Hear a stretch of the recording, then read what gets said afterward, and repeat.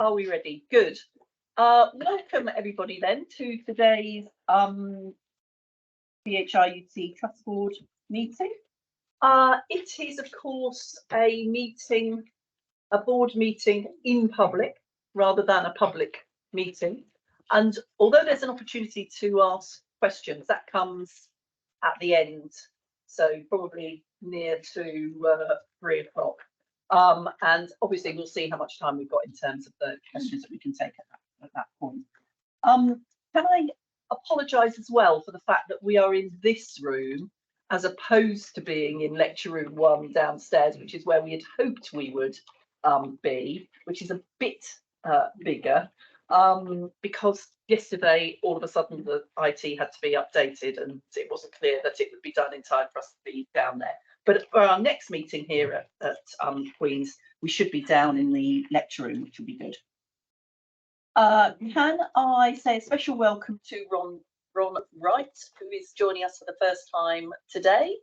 Ron is the new chair of the Patient Partnership Council, so replacing Linda van der Hende, who's attended the board before. So I'm sure that we would want to both welcome Ron and also record our thanks to Linda for the contribution that she's made to the board in the time that she's been attending. Thank you. Nice to have you, Ron.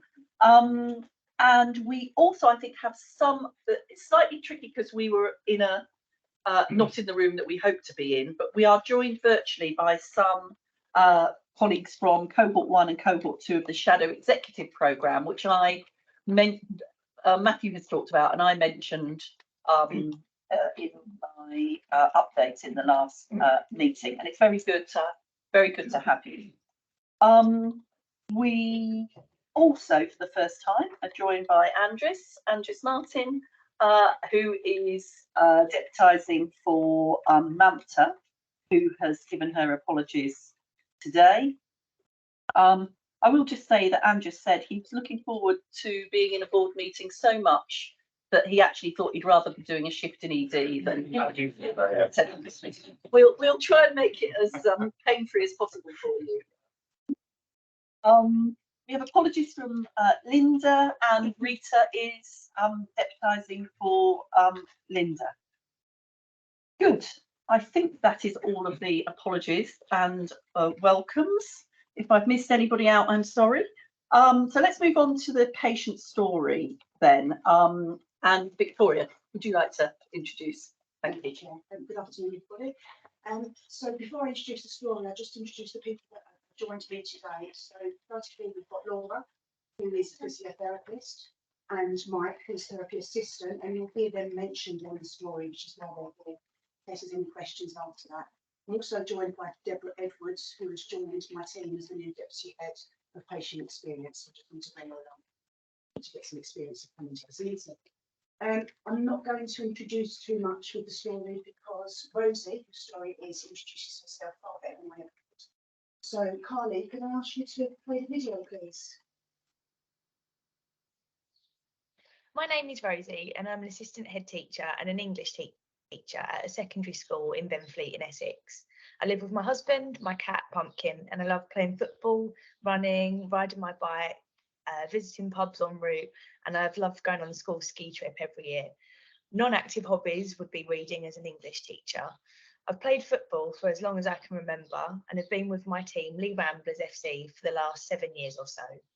On Sunday the 23rd of October, during a game, I was tackled badly and hit the ground chest first.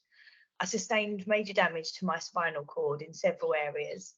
I've never experienced pain quite like it, and I literally felt as though I'd been snapped in half. From the moment I hit the ground, I had no feeling or sensation from the waist down.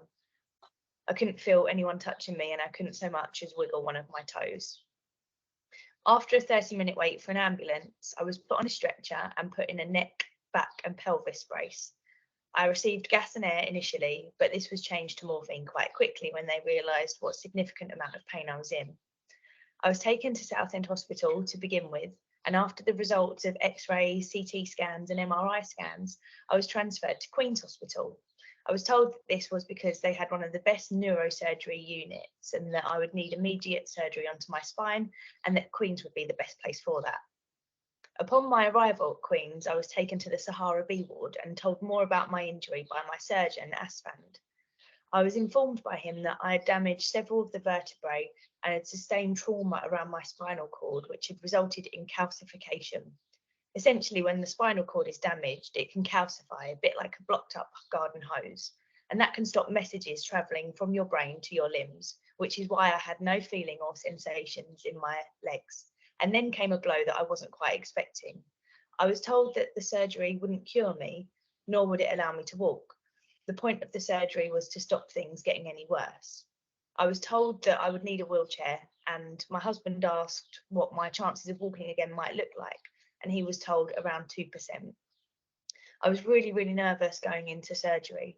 I worried about silly little things. Because the surgery was an emergency, I still had nail varnish on, and I wondered who would look after my wedding rings and my watch whilst I was going into surgery. I also worried about much bigger things, obviously the high risk with spinal cord surgery being complete paralysis.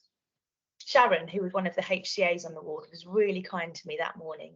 She kept me chatting so that I felt at ease, and whilst I waited for my husband to arrive at the hospital. Thankfully, my surgery went really well, and about 6 hours later, I was back on the ward. By this point, it was Tuesday night, and I was dying for a cup of tea, the first cup of tea that I'd had since Sunday morning. I decided that I wasn't going to take my prognosis laying down, quite literally, and that I would do everything I possibly could to be active and up on my feet again. From the day after my surgery, I began working really closely with the physio team at Queen's to try to regain some of my independence. That team that I worked with were Dan, Laura, Mike, and Sam. Facing life in a wheelchair at the age of 30, I was really worried that my husband would have to be my carer. So I really worked hard with the physios to teach me skills like moving in and out of my wheelchair using my upper body strength. In the first week after my surgery, they taught me how to get on and off of the toilet, how to get in and out of the shower, and how to move myself from my chair to a bed using a banana board. At Asfan's suggestion, I also bought some resistance bands and some small weights, which I had delivered to the hospital so that I could start working on increasing my arm strength from the chair. After about 2 weeks, I actually started being able to wiggle one of my toes and move my ankle slightly. I spent 3 months at Queen's, and during that time, I worked really hard every day with the physios to improve my strength. They were amazing. They did so much physical work with me, but also offered new treatments to me, such as electrical stimulation, to try to get some of my nerves working again. Over the months, I went from being in a wheelchair to using a harness to walk, to being able to use 2 crutches, and then eventually being able to use just 1 crutch to get around. I went from being unable to lift my legs at all to being able to climb 1 stair, and then to being able to go up and down the concrete stairs in the car park with the physios. We even practiced using the escalator in the main lobby. Those 3 months of physio were long and hard, but I'm beyond grateful for the dedicated and amazing care of the team. I was privileged to be treated by world-class surgeons and doctors, but there are other people who also really stood out to me. Firstly, Sal, the lady who brings around the tea, breakfast and lunch. She was the first person I saw every day in the morning and always cheered me up, greeting me with a big smile. And she even made my cup of tea in my own mug, so I felt like a home away from home. Sharon, who was one of the HCAs, always treated me with kindness too and went out of her way to comfort me. Amy was another of the HCAs that I grew particularly fond of. She helped me to feel more like myself by helping me save my legs. Margaret was one of the first persons to wash me when I felt like I couldn't move and when I was in one of my most vulnerable moments ever. She made me feel less embarrassed and much more like my old self. She even complimented me on my fake tan and how it didn't smudge. There are many amazing individuals at Queen's who go above and beyond to make patients' experiences the very best they can be. They treated me with genuine kindness, respect, and I feel eternally grateful that they made what was the most scariest and traumatic part of my life somewhat oddly pleasant. Thank you. As an update on Rosie, she's doing fantastically well. So she has gone from a 2% chance of to now resuming her role as a deputy head teacher. And she also volunteers for us. So on a regular basis, she comes into Queen's to Sahara A and works as a ward befriender. She's just incredible that there's been that. Also back to cycling, she ran last weekend as well. She's that I think one of the reasons I wanted to bring this story, I recognise that it's a really positive story and it's very motivating and empowering, but it's also all of the different people along the way that have made a difference to her. It wasn't just the surgeons.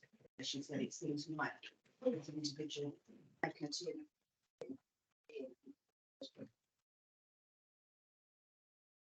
Victoria, thank you. So this is an opportunity then, if people have any questions or comments, I will just take the first opportunity. I think the point you make about, and in fact she makes about the small things that make a difference, was sort of summed up as well on our visit this morning to Amber A, where the first person we met was Ruth, who described to us as a ward host, I think she called herself, everything that she did to talk to people, to tell them about the weather, to bring to personalize the way in which she provided drinks and food in order to encourage people to eat, and a whole range of other things. And I think in the very big challenges that we face, sometimes we underestimate the significance of those things that are done for patients that completely change their experience and their approach to the time that they have to spend with us. So that's really excellent. Kathy. So a great story and a great example of how all those little steps that perhaps help someone actually put that effort in themselves. Just sort of thinking about that though, do you think that the outcome might have been different if that personal energy hadn't gone into this? Because 2% chance is, by any measure, I mean, you can't be exact, it's just a very small chance you interpret it as, but she's obviously done from what sounded like a horrific injury and only well to get back to cycling, running. That's absolutely amazing. But you know, what do you think those sort of empowering things, the wonderful person who made the tea and you know, those very personal touches, do you think that helped then her own ability to try and get over it? I think it helped her self-esteem. I think, like she said, she was made to feel like a person. We always said to her she was a credit to herself, really. The only reason she did so well was because she put absolutely everything into it. She was so determined. Another person would have taken the other extreme and maybe sort of got low about it and then not been able to participate in therapy. We do see that quite a lot, where sort of the extent of the injury takes over their mood and then they can't do what is needed to do their recovery. But I think she was so young and so motivated, and she was very physically fit, which also did sort of help. But I mean, she was just an absolute joy to treat. She was a lovely person, and it made our work quite fun. You know, work should be fun at some reason. Yeah, we made it. That's what I'm trying to say, is that so you can see her own life story and the way, and so I kind of, what do we learn from that to try and help those who maybe aren't in quite the same position, that we actually get more people who could recover from this kind of thing? I think within a therapy session, what we really do try to work on motivation, and to tap into that, you try to work on mood. The mood feeds motivation. If someone feels like they're themselves, as opposed to they're just the patient, if they feel that they're just the patient, then they switch off. If they feel that they are empowered, if they feel that they, you know, like she had her own teacup, she very quickly made herself at home, and she was wonderful to spend time with. But you see that if you can help someone's mood, then you help their motivation, you help their engagement massively, and that then plays into, into what you're able to get out of, number one, a session, but number two, over a longer period of time as well, because they look forward to seeing you. If you've helped with their moods, then they've had a good outcome from it. They want more of it. We do end up doing quite a lot of talking therapy with patients because we get more time with them. We get more time than the nurses and the healthcare assistants get with them. So in our sessions, if we spend half an hour talking and doing encouragement techniques, then sometimes that's more important than doing the physical thing. And I think where we did get the time with her to build up that rapport. Because it was at a time when we actually had quite good staffing, which helped with their input as well. We do build up quite close bonds with. It was a related question, I guess. So you may have answered it already, but you know, as well as being a physical trauma, this would have been a mental trauma, because if you're doing that that kind of level of activity, you start part of your identity, isn't it? And then being described at 2% chance of walking, it is your identity disappears as well. So I guess that as you're describing the talking therapy as well as the physical therapy will respond to that piece. Yeah, she did respond to that really well.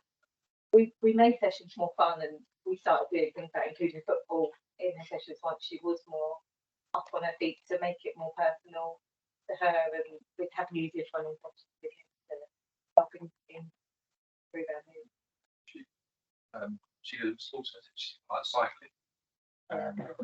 So learned that she really wanted to get back to she asked very early on whether they would be able to ride my bike again. So we don't know, because we don't know where we're going to get to. But we brought one of our bikes in, and she was able to do that, and that helps. It's just doing those sporting activities for her, but also the engagement of getting to know that person and finding those bits that will G them on a little bit. Keeps the motivation going. Leslie.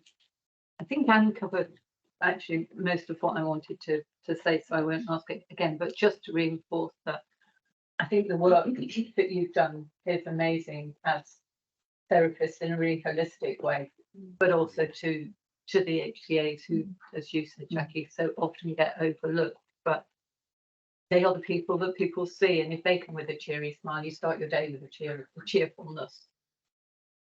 Caroline. Reflecting on what you're saying and hearing about, so the interaction that you'd have with the healthcare assistants and such like. I also wonder with patients, if they're in that calm state, they're actually able to interact with the practitioners that much better as well. If they're not in an agitated state, if they're in a calm state, because I guess you must deal with other patients who are quite stressed when they come in to see you, and having her arrive in a room in that state calm must have made it such a difference as well. I think she came in and everything was explained to her so well that it was a good starting point, and Who's receptive? She was very receptive to absolutely everything. No, she was so on board with all of her care, all of her treatment. I think having that initial good interaction with the surgeon obviously really, made things real and helped calm down a really scary point. Yeah.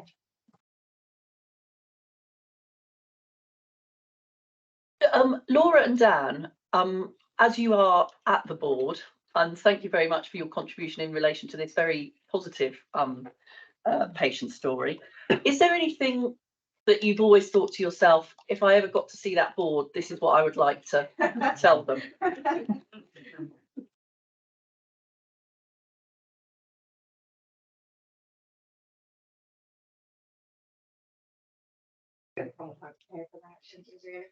I think the last time we had a member of the board came, we asked, they did a walk around us, and we asked for a tilt table, which we were very kindly given, which was amazing. But I think we lack a space, which is not something I think we're going to be given, but we lack a gym area for our patients. So we're always sort of begging, borrowing and stealing from where we can take our patients to do the rehab. So that would be the biggest part of my wish. Especially now we've taken over both wards of the Saharas, where we used to have half of we've got more patients staying with us for longer. And we haven't got space to rehab them with very limited options of where to send them when they're over. It's not really something that's within the hospital, something that's outside of it. I don't feel we have the best part. Other disciplines or other areas have a clearer or better pathway for patients to travel through the hospital. So because there's so many people waiting, and where we cover such a large footprint, we need that opportunity for patients to come in, have their surgery, be seen, and then when they're at a point that they can go on to somewhere else, we hit a bottleneck, and that then backs up everything else behind it. So it'd be, looking for that partnership of having more sort of neuro-specific ones, and not necessarily a stroke specific, but a neuro-specific pathway where patients can go through, so that we can then have other patient codes, because we know there's so many people that are needing to come here first of all, but they can't come here because there's nowhere for someone else to go out. That is a theme in other areas that we will be thinking about. But it's it's good to hear your reflections on that. Okay, well, so thank you very much, Laura and Dan. Thank you for that. And I hope that you will also pass on our best wishes to Rosie and thank her for doing the video, and I hope everything is continuing to go as positively as it sounds as if it is at the moment, and to the others who were involved that she mentioned as well. Good. Thank you very much for that.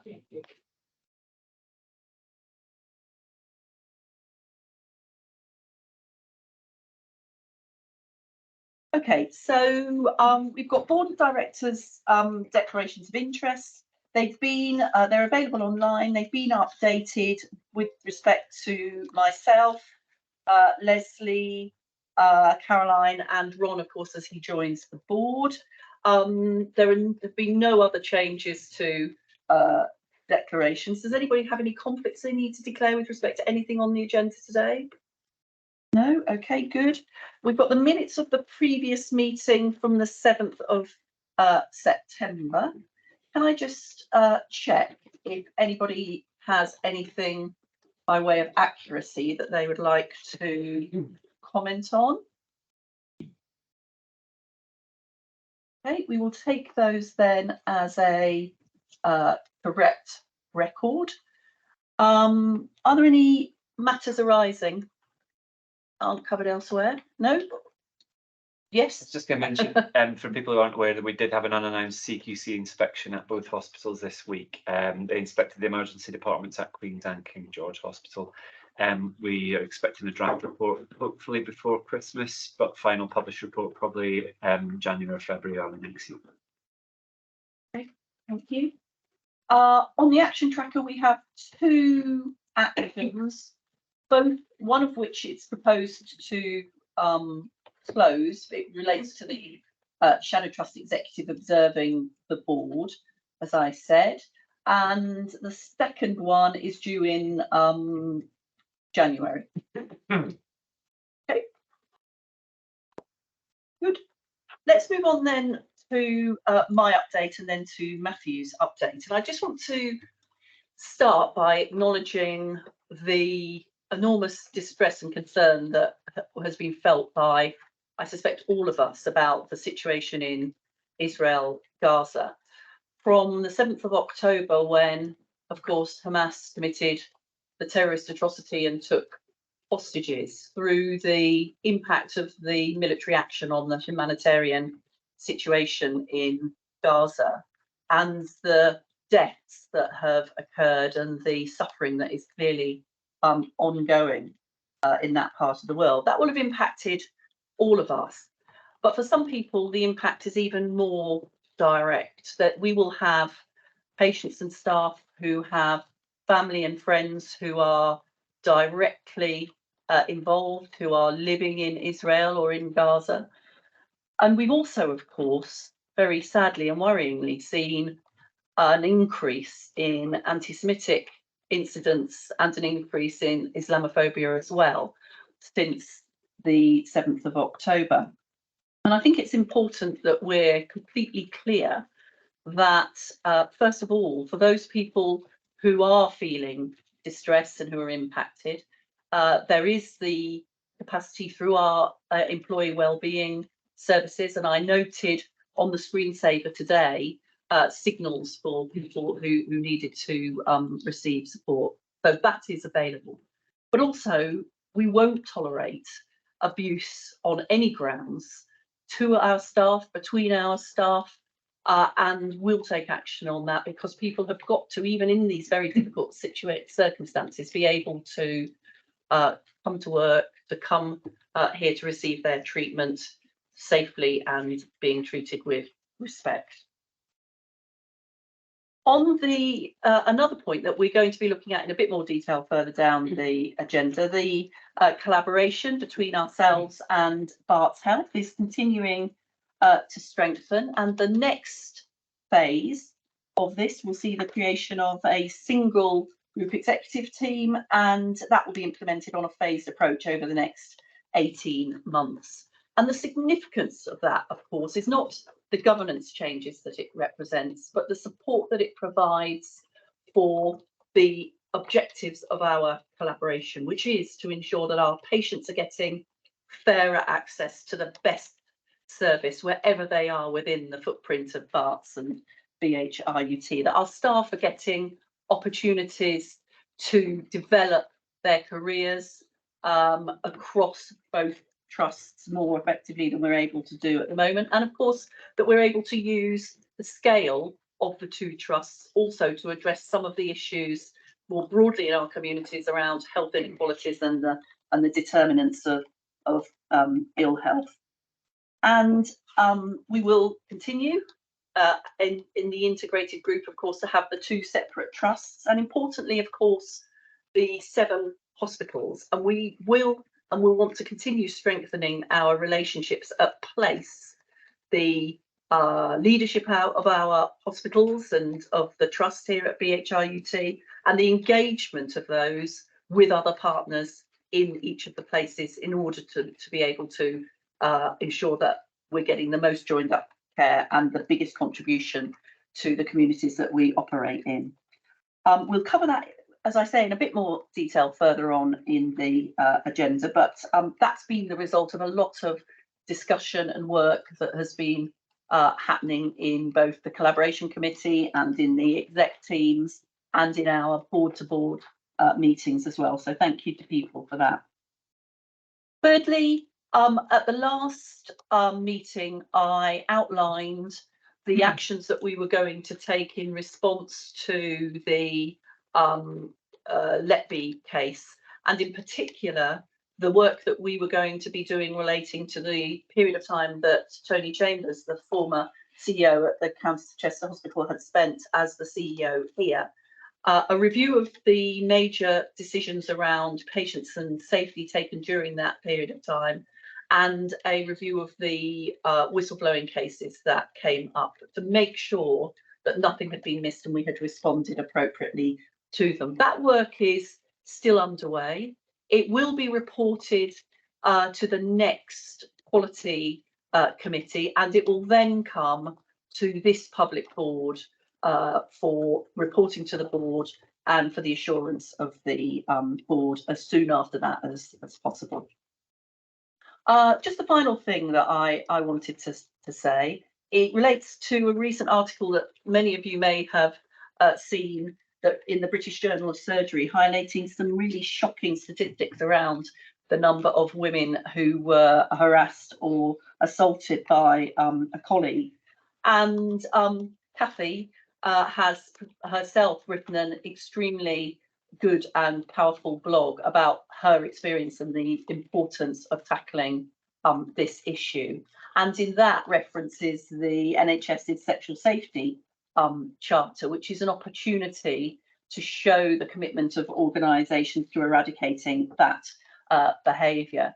Janine, I know, is working to not just in the trust but also more widely in NHS London on those elements that would be necessary in order to enable us here at BHRUT to sign up to that, confident that we would be able to take the actions that it demanded. So I just wanted everybody to be clear that this is something we take enormously seriously, and we will want to demonstrate our support by signing up to that charter, but also, of course, to encourage anyone within the trust who experiences incidents of harassment that they can report them. We won't tolerate them, and we will support people and work to eradicate that wherever we find it. That's my update. Matthew, shall we go on to yours? Thank you very much, Chair. Hello, everyone. I really enjoyed that patient story, by the way, and I think something that as a hospital and as a trust we don't necessarily make enough of the work we do in neurosurgery and neuroscience is actually, I think it's a really big area for collaboration in North East London. But I also think interesting to note that that accident happened in Essex and that Queen's was where this woman was brought for a repair as well. I think it's something we should return to actually. Because there are conversations going about it, but I thought it was a really powerful story. And also hello to the shadow executive team, who some of whom are here today. People may be aware we've got a shadow executive who meet me regularly ahead of the full exec team, get access to all the executive team papers, and they've been fantastic help actually in shaping our thinking as leadership team. And Jackie was really keen that they had the opportunity to see the board in action as well. So a couple of things I'll pull out my report.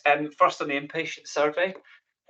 Where we had improvement in 9 out of 10 domains there, and we've moved from being in the bottom 20%, a bit of a theme in my report today.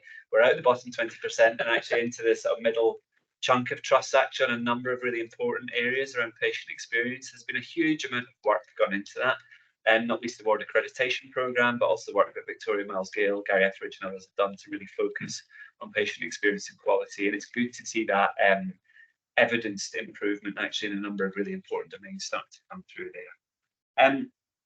Some of the other good news I think in the report around financial special measures, we are hoping that we're on track to try to fight our way out of that over the course of the rest of this year. As part of that, we've got more than 280 nurses joining us between now and December, including a significant number of midwives actually, which is really going to help us with some of our staff to mother ratios, particularly in antenatal care actually. But so there's some good news there, and also some information in there about us really pushing permanent consultant recruitment to try to reduce our continuing overheads around local and agency. And noting that work on financial special measures, the strike action is now costing us more than £8.3 million so far this year, with more than 13,000 outpatient appointments cancelled and 1,000 non-urgent surgeries. So it continues to remain a real problem for us. On the plus side, we are meeting the NHS England goal of we're doing around 108% of our level of pre-COVID activity. So we do still qualify for the elective recovery funding income at the minute, and we're starting to see 52-week wait numbers coming down as well, which is good. We can only say that without the strikes, we'd be in a far stronger position on this, but I know that is testament to some tremendously hard work across a number of specialties to really continue making that progress and cutting our waiting lists. Looking ahead, good to see the community diagnostic centre building being delivered at Barking this week, and thinking about waiting lists, waiting for diagnostic times next year. We've got some really exciting developments happening across our sites. King George has now got an absolutely first-class array of diagnostics there actually. Some really superb equipment, and we've had some good news on the Queen's front and with plans over the course of the next year or so to upgrade our CT scanners and MRI scanners, which are long overdue here now actually. Queen's is considerably behind King George now in terms of the quality of its diagnostic equipment. So with that and the development at Barking Community Hospital, we're really making some significant improvements for our population around here. But much of that will be the other side of this winter. So on the 20% theme, we've moved out the bottom 20% for patient survey. We're also at the bottom 20% for A&E performance as well, which I think is good, having been nailed to the bottom for a number of years actually. There's been some really hard work to get us there, and we're still a way off from where we'd like to be actually, but it's been some great work by the teams really to improve flow in the hospitals and also improve process in the department. And we'll see how that pans out over the course of the winter, because things will get harder again. And we do expect to see pressure on the performance over the course of the next 6 months or so, but you can find in my report a couple of the things we're doing to maintain momentum. Spending more than £3 million on a new surgical assessment unit here. And we're hoping to put an end to the really difficult transfer route we've got from King George to Queen's for emergency surgery as well. As part of that, working with London Ambulance, the extra capacity and some new pathways we think are going to help us out with that. Same day emergency care has been a big part of the improvement. And we've also got our frailty virtual ward, which is I think now in respiratory patients as well working. It was great. I was in the emergency department last night, and frailty consultants were in there at Raft working with an SHO to pull patients out who've been brought in by ambulance to get them straight home again. And I think we had 6 patients yesterday where a decision to admit was made on the basis of the presentation, and they were turned around and taken home yesterday, either into community services or into discharge wards. And often for us, that kind of approach is the difference between having patients in the corridor overnight and not. And actually the ED consultants and the ED team are really welcoming these new ways of working within the hospital. There's material improvements for patients and staff as a consequence of these. And lots of that's in the run-up to St George's Hospital opening next year, where we'll have a standalone frailty unit there, really with the goal of far more of our older residents not having to come into a busy A&E by ambulance, where we can actually offer them better care in a different range of settings. So there's lots of good stuff on the horizon. Finally, just to mention, thanks to Channel 4 News, Victoria McDonald there, they came in and did a really good piece on mental health care in North East London. Also interviewed Paul Calaminas from North East London Foundation Trust. And I thought it was a really first-class piece of reporting on a problem that we've spoken about a lot in this board, where really significant problems for people needing emergency access to mental health care. Good news that NELFT will be opening a new ward at the start of next month, to offer more beds for people needing beds in North East London. I think will be a big help for King George there, and some of the work there underway. And finally, if you're a member of staff watching this and you haven't done the staff survey, please make it the first thing you do after you log off. It's really important we hear from everyone employed by the Trust about their experience of working here, because as you can hear, this kind of data helps us know whether we're on the right track or not. So they were all the key points I wanted to put at the station. Thank you, Matthew. Are there any questions or comments on that? Peter? Can I be indulged for 30 seconds? Just to... No. Yeah, of course. You could have a whole minute in fact. Yeah. I'll speak very fast. Just to highlight the points that Matthew made about Workplace, which, as everyone knows, is our internal platform for communicating. There's a significant investment by this board, by this organisation. Yeah. And one of our goals was to get 4 out of 5 staff on it. We have achieved that with our 81.36%. Which member of staff is the 0.36, but not only have people claimed their account, but the number of people who are active on it is about 3,400, which is another significant number. And I think the key success of it, and I'm grateful to everyone around this board table and virtually who have embraced it, is the interactivity and the two-way communication. And one example recently was the staff bus going between the 2 hospitals. People were upset about it. Matthew read about it, and we improved that service. So thank you for all the support so far, and the focus on the year ahead is increasing the number of people who are active, increasing the training, and looking at what else we can put on there that will be of use to our staff when they're out and about using their mobile or desktop. So, Great, thank you, Peter. It has really transformed the ability to be able to communicate internally, and so well done for everybody involved in that. Kathy? Just, I feel I think that's great. I do see the things coming through that don't do too much on these days. But just felt I would want to say something about the mental health. The thing you just said just now is the most positive move I've heard since sitting around the table, and having been fairly voluble about it in the past. I just look forward to seeing the product of what you've just said in the early new year. Thanks, Kathy. So we had so the new chief exec of North East London Foundation Trust came over to King George to meet me and Louise and the team, because it's King George that gets particularly hard hit actually. And I think he was previously at East London Foundation Trust, who've got some very good setups actually around Newham, for example, on how they manage the emergency pathway. And I think he's brought some of that learning over to work with the NELFT team on that. And NELFT have got some fantastic folk working for them as well. And I think Paul's brought a bit of fresh impetus to the idea to get some beds open, put a bit of extra resource into the liaison nursing. And we've had some good discussions also about the potential to run some services jointly. We've got 1 or 2 wards at King George that have got considerable number of patients with mental ill health. Likewise, at Goodmayes Hospital, they have people who need ECGs, they need physical healthcare, who at the minute are often transferred to an acute hospital for their care, where an in-reach model would, to both of us, seem eminently more sensible. So I think there's things happening that should help. The other developments, the Metropolitan Police's reduction in the use of Section 136, which I think from a King George perspective will probably make quite a step change to the numbers I see coming through the door. And so, as ever with this stuff, the proof will be in the numbers really, because we're tracking this stuff very carefully. We'll be able to tell in the next 3 to 4 months if you think they're having an impact. Marta? Thanks. It's interesting. The question I was going to ask was specifically the point that Matthew's just finished on. I know that it's the change in the Metropolitan Police's approach has only just happened, but I was going to ask about, have we seen any impact yet on our services? But Matthew's just said it's going to take 12 months, so I'm going to hold and wait. He has something to say though, Marta, don't worry. So, Marta, I think there's probably 3 impacts for us to think about. One is the Section 136 numbers, where I think there's a new structure being put in place across London to try to support alternatives to Section 136 detention and conveyance to hospitals. 4 out of 5 people who are brought to hospital under a Section 136 by the Metropolitan Police then go home with no mental health follow-up, which suggests that the section's been inappropriately used in the first place. And London is a big outlier nationally for use of Section 136, almost as a kind of de facto public order measure rather than necessarily a mental health measure. So that will be interesting from the perspective of St George in particular. The other elements are around welfare checks, patients who walk out of ED, and we will find out how that works out over the next couple of months, but we're going to have to support ED and the site teams around the decision making and risk assessment there.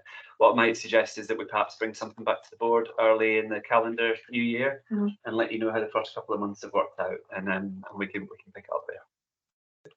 Thank you. Okay, thank you, Matthew. Let's move on to the collaboration item then, item 10. This was also taken yesterday at Barts Health and formally approved, and Matthew introduced it there. So here, Shane is going to introduce it. Spirit of collaboration. Thank you, Chair. As you said, it went to the board at Barts Health yesterday, and we've been briefing stakeholders internally and externally.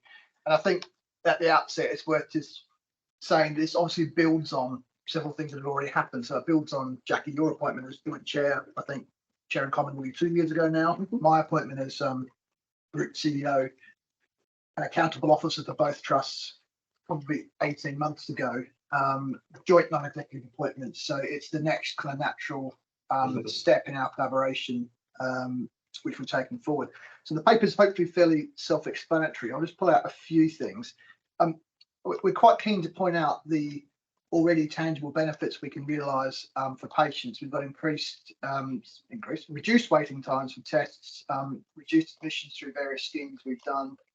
We're running a transport service now across both trusts, and thanks to some excellent work from Fiona and the clinical teams recently, we've given patients much more choice about accessing outpatients and surgery pathways.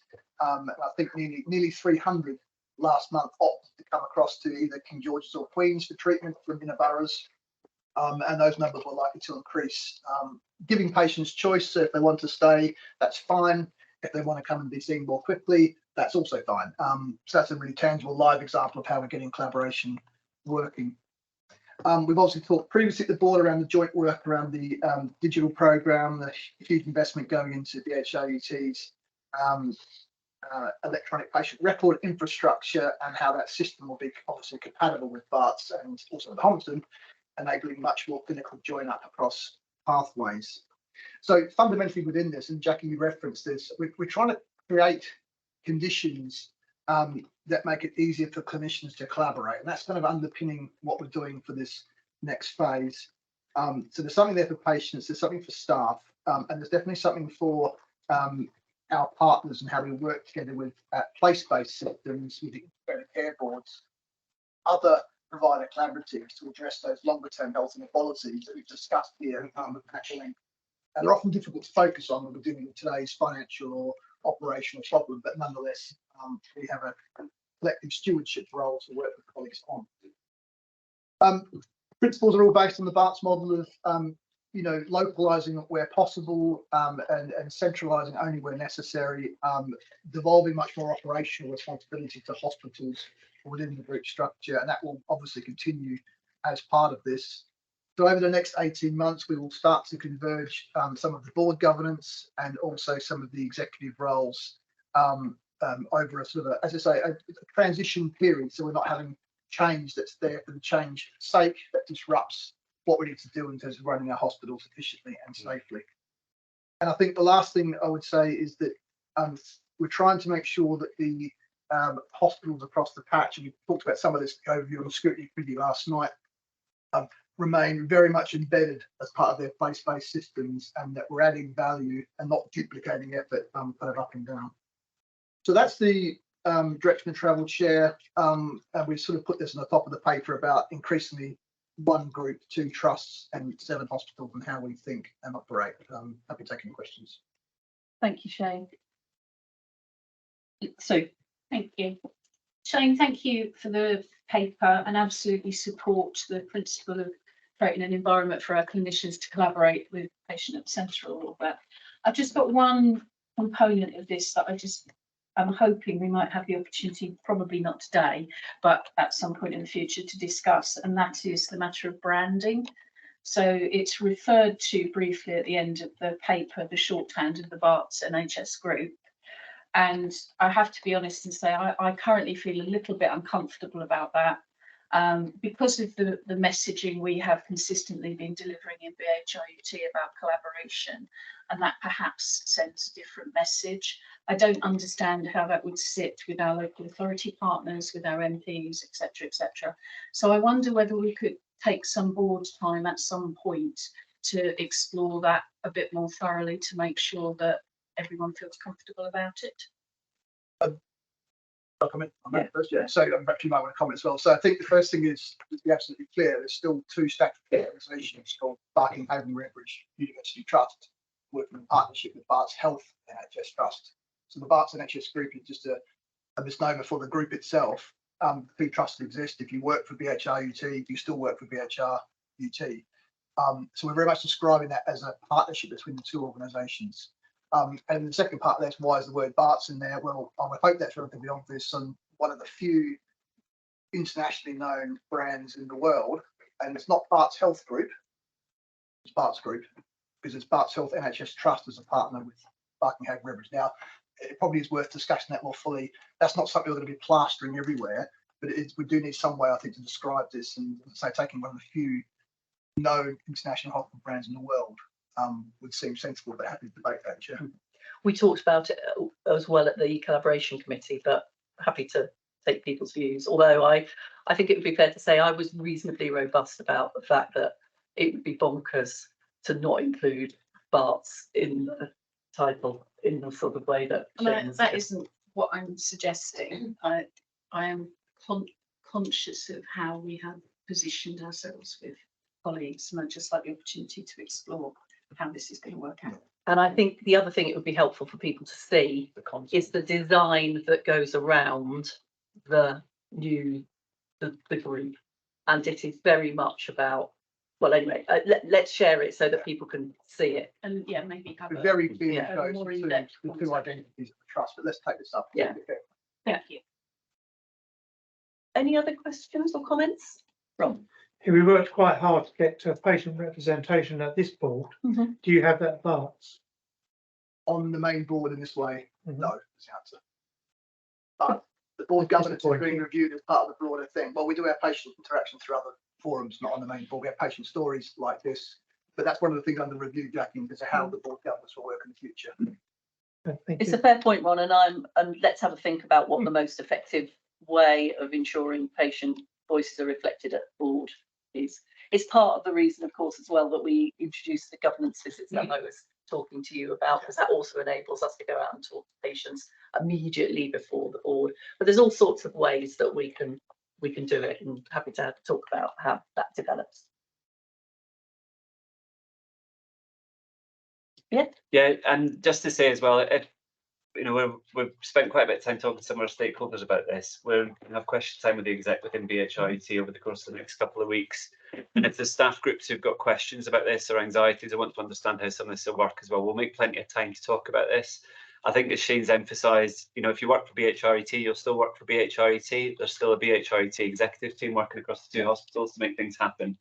The aim of this is to really explore the ways we can open up opportunity across North East London, whether that's on fronts like digital, the way we're saving money, but also I think around staff opportunity as well.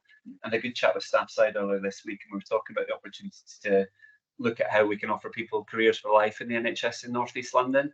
In my previous role within Oxley's in the South London Partnership, we used to manage transfers between different trusts to create opportunity. We'd offer staff passports around things like mandatory training, and with an integrated EPR, the ability to go and work in different places to expand people's careers and expand their experiences there. So I think there's some real ways in which we can look at using this as a vehicle to make the BHIUT a better place to work in the context of working together with hospitals across North East London.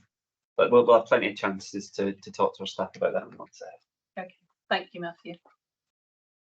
Okay, good. Now, the what it would be helpful for us to do, I think, as a board, with the caveat about discussion around the branding, is to, given that there's been quite considerable discussion about this next step, and obviously this is not the end of the road, this is the next step in development, to formally approve that here at the board and to find an opportunity to do some more consideration around the branding. So unless anybody says otherwise, we will take that forward on that basis. Thank you. Good. Great. Let's move on then to item number 11, which is the review of the annual goals and 6-month position. Yes, thank you. So, so just a bit of history behind this, and sorry, firstly, just to say that we're bringing this to the board for assurance.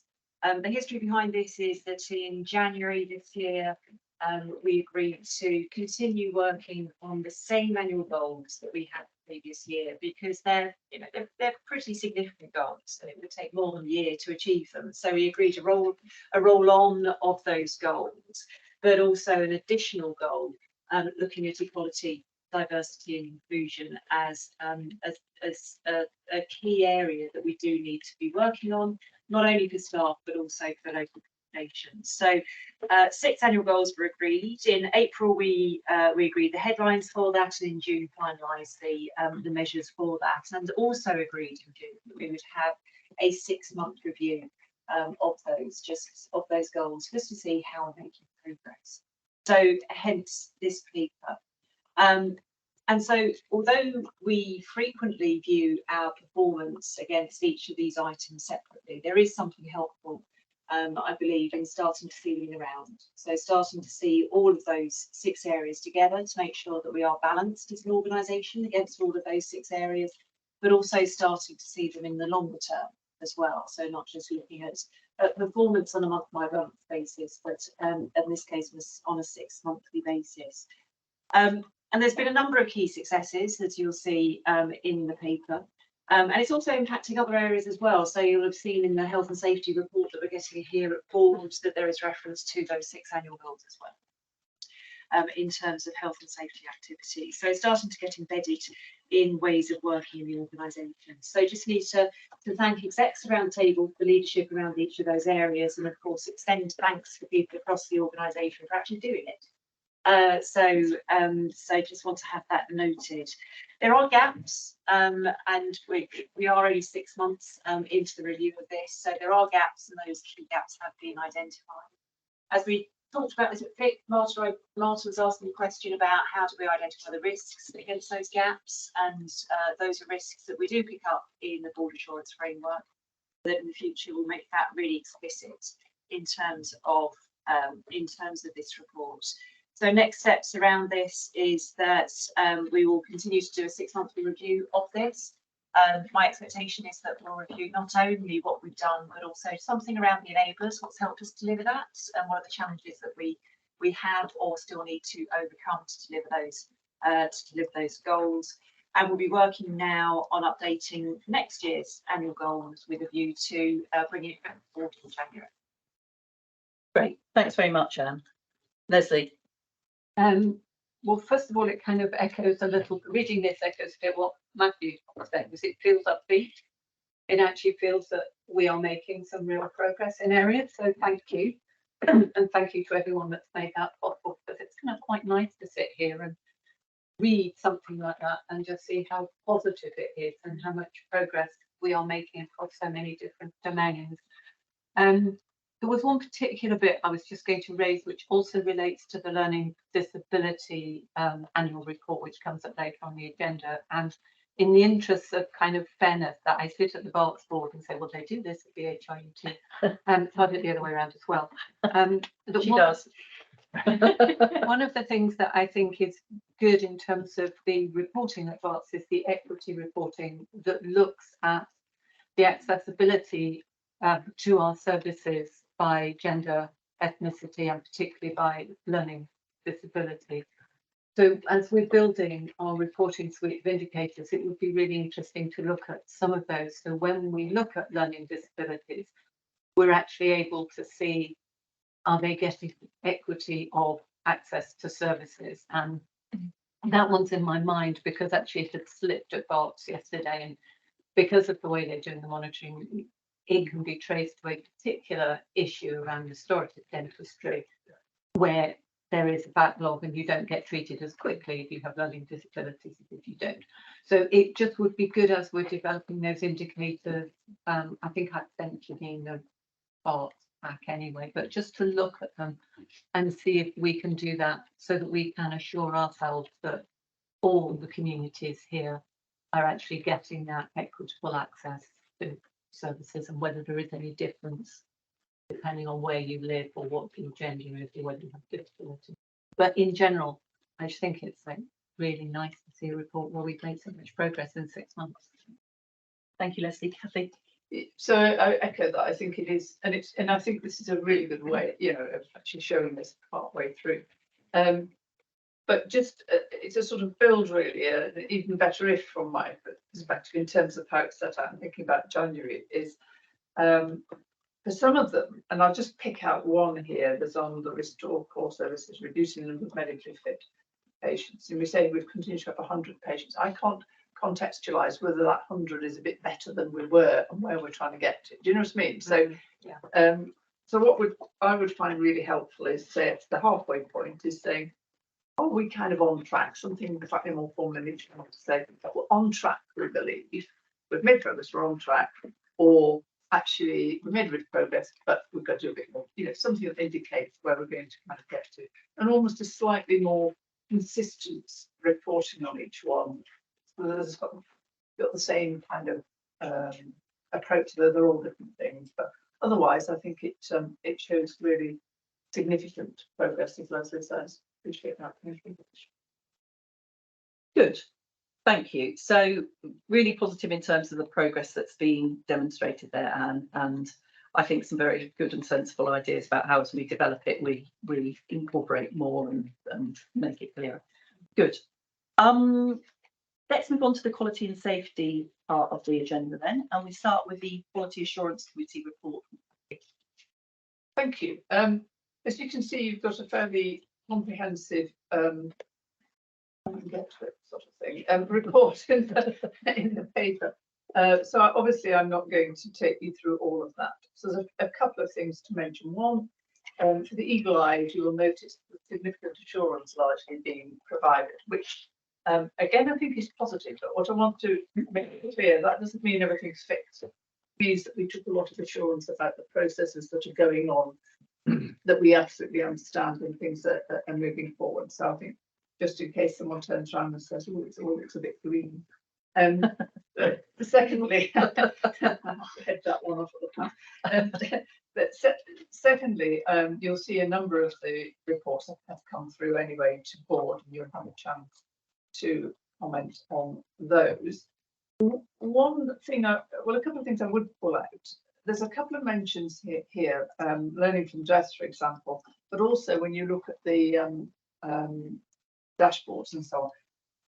Sepsis is an area that I think there's a disconnect between we're doing really, really well on screening, almost 100% sort of thing, which is quite extraordinary. But actually, we've got a few issues. Yeah. So that's an area I think Gandalf's probably familiar with this, is that we are asking for a further look at to get that assurance. Where something doesn't quite feel right, that sort of makes you think, there's something here. So just watch out for that coming through.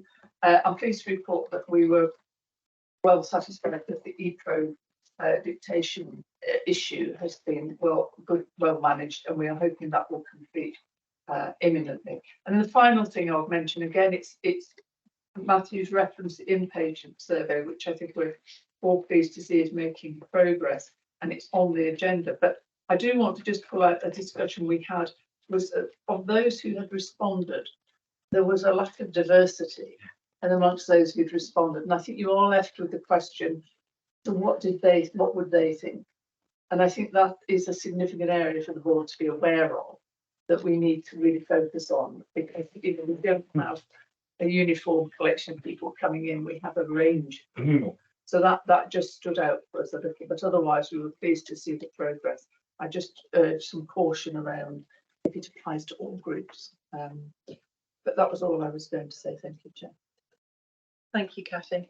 Which is a nice segue into item 13 on the inpatient survey, Matthew has taken some of your best lines, Catherine, but the good thing about this is that there are plenty more. So I was just thinking, well, what am I going to say? It wasn't perfect. So I think last year I brought a report which was very disappointing to the board in terms of our results. We have worked really, really hard engaging with all the groups over the last year to really make sure that patient experience is everybody's business. It's just not corporate team's business. And I think that work's been borne out by the results that we've received this year. I think having the replica surveys through the year has been really helpful because we're not just waiting from 1 year to the next year for the results.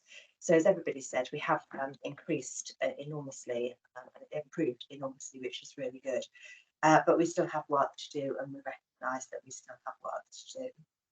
So I think I would just like to say thank you to everybody who contributed and stuck with us whilst we were doing this work. It has demonstrated improvement to work on this going forward. I absolutely take the point about to say specific group of individuals who complete the forms. That is exactly the same across the whole of the nation. This is everybody, there's older white people completing their survey forms. In a previous organisation, I've worked in the similar demographic and done a lot of work that isn't related or isn't survey based. It's more focus group based. It's out in the community. And now that we've got these results in a bit of a position, we're going to start focusing on that in a lot more detail. So we did lots of work previously by going to the temples, etc., and going to work with people. And I learned quite a lot about certain ethnic groups do not complete surveys. You have to get their feedback in a different way. It doesn't feed into the National Inpatient Survey, but I think it will give us a good opportunity to see what our community thinks about us, and we can use this inpatient survey result alongside that suite of information. Great. That's a good response, I think, to the concern around the range of voices that we're hearing. Are there any other questions for Catherine on the survey? Ron. I think I'd just like to add to what Catherine said, that the Patient Partnership Council was, because we've had a little bit of a refresh and a slight change in the direction that we're going. There's a lot more emphasis on actually going out and talking to the patients in the departments to get the feedback from a point of view of somebody who's not part of the organisation as such, a patient representative who we hope they will feel more able to talk to. You know, obviously the constant fear is that if they say something bad, then you know they're going to be affected.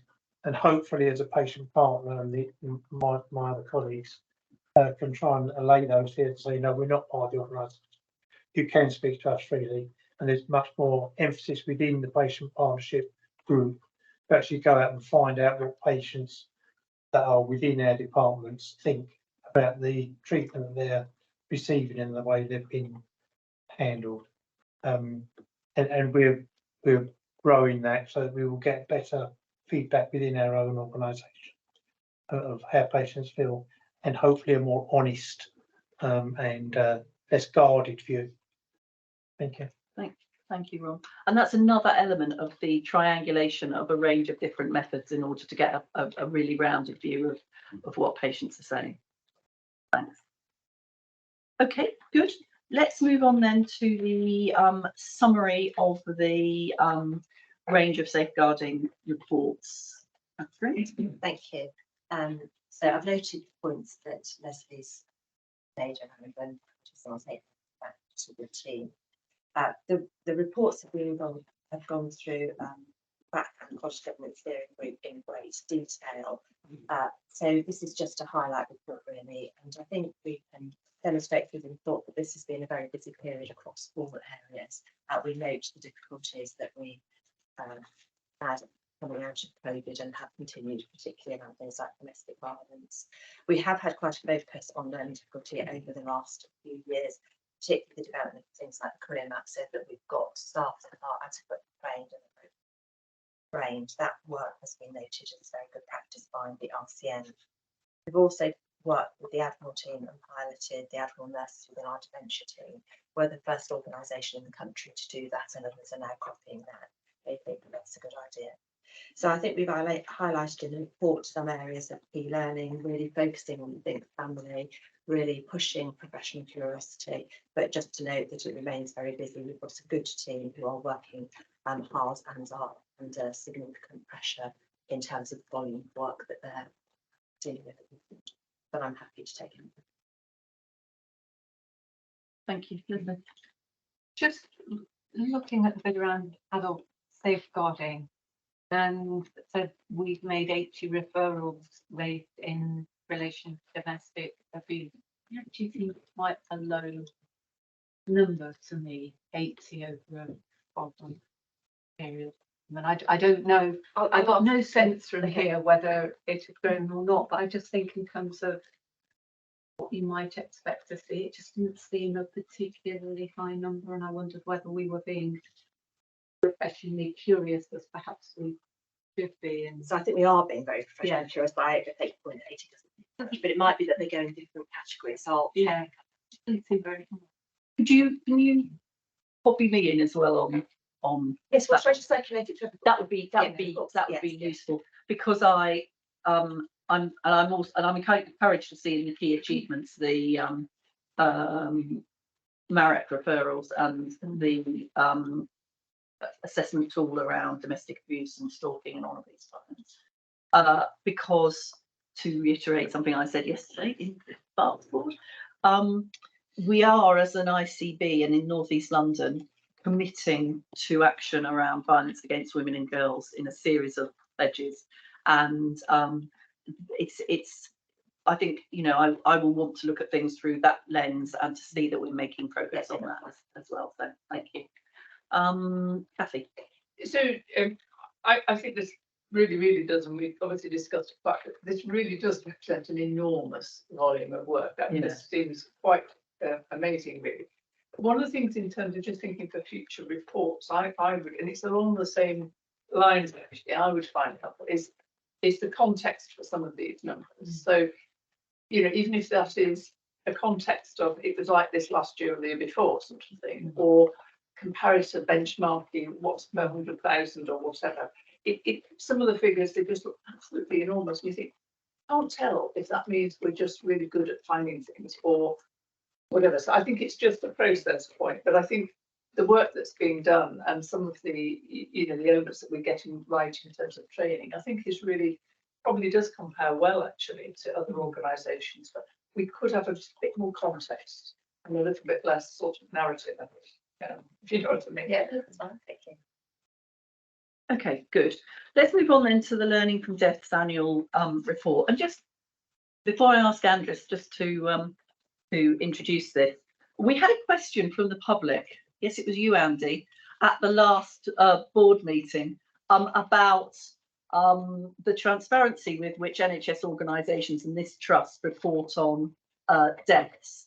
And just to reiterate the point that we made in a slightly defensive way, I think, at the last meeting, we do have already a very clear process, both on a quarterly basis, I think, and in terms of the this annual report, of being absolutely clear about the numbers of deaths and the nature of any that have caused concern and the action that's taken. So there is, quite rightly, that transparency of information out there. And this is the annual version of it, Andres. Oh, hi, yes. I think it has been read by everybody. I'll go through the highlights. The crude numbers, I agree with Kathy, sometimes I don't tell you everything, I'll let you go the number from before. There were 2,565 deaths, 13% were COVID. I have a look at that previous year, and I can say this is a reduction on the previous year. Still high, but it's a reduction of the previous year. When we look at the ratios, the hospital standardized ratio and the summary hospital within still 30 days after the charges, it still will be below average of the hospital, of the national average. We are below 100, which is the average. I know there are sometimes difficulties of comparing organizations with different coding, but we're still below average. Looking at our alerts, sepsis. There was an investigation about sepsis, myasthenia. One thing here about is the third one hasn't been currently investigated. In fact, we went a bit further than it has. Catherine just sent me the before. It was investigated in March with the audit of the previous 12 months death from UTIs, and all the learning has been now distributed across the clinical groups. There is also some reviews about sepsis. There is also work done. You were talking about or asking about sepsis in ED, which has improved a lot. Now we are sharing that information towards the wards, and we are in the process also to have, apart from a sepsis lead in each of the clinical groups. Just to see how important it's the sepsis. You're right, it coming out at the time. Structural judgment reviews, SRGs for every single death. The report came out that the care on the vast majority was good, with an average above four, which is good. 27 serious incidents, all of them investigated, and all the learning has been distributed to the divisional or clinical groups, quality and safety meetings. One thing it was in the previous annual report that we're going to host a medical seminar. We already got it in place now.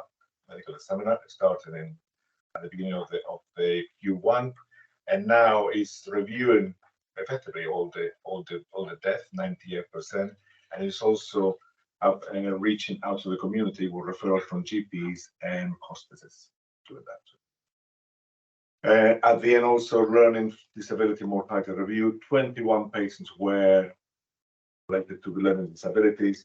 They've all been reviewed. On the whole, they were good practice, and most of the cases they have very good care, and every single learning.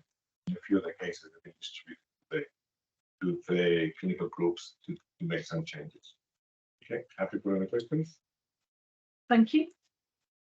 Are there any questions or comments on that? It has, of course, already been reviewed by the quality committee.